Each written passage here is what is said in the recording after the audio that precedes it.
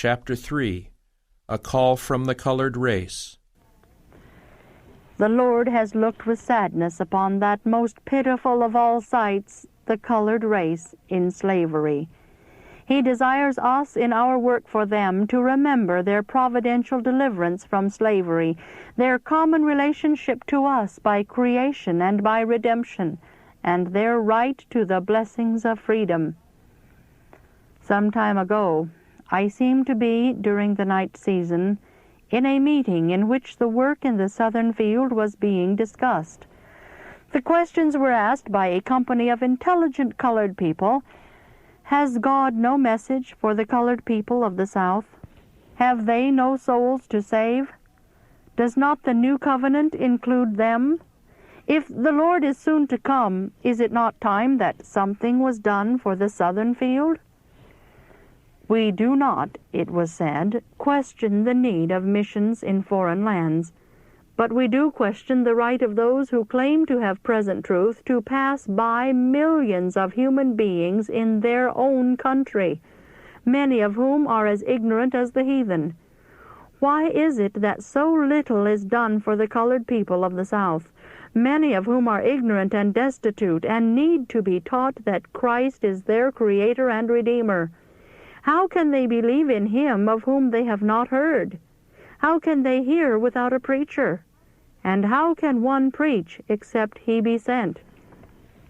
We lay this matter before those who profess to believe the truth for this time. What are you doing for the unenlightened colored race? Why have you not a deeper sense of the necessities of the southern field? Does there not rest upon ministers of the gospel the responsibility of setting in operation plans whereby this people can be educated? Does not the commission of the Savior teach this? Is it right for professing Christians to hold themselves aloof from this work, allowing a few to carry the burden? In all your plans for medical missionary work and foreign missionary work, has God given you no message for us? Then he who has authority arose, and called upon all to give heed to the instruction that the Lord has given in regard to the work in the South.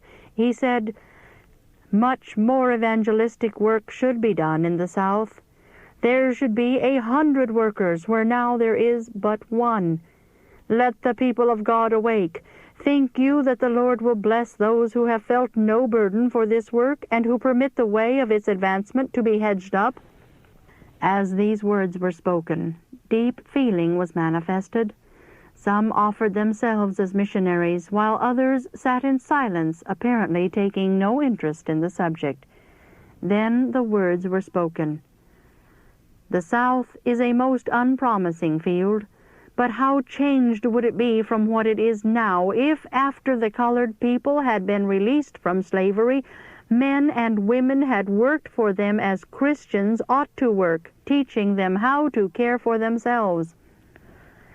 The condition of the colored people in the South is no more disheartening than was the condition of the world when Christ left heaven to come to its aid.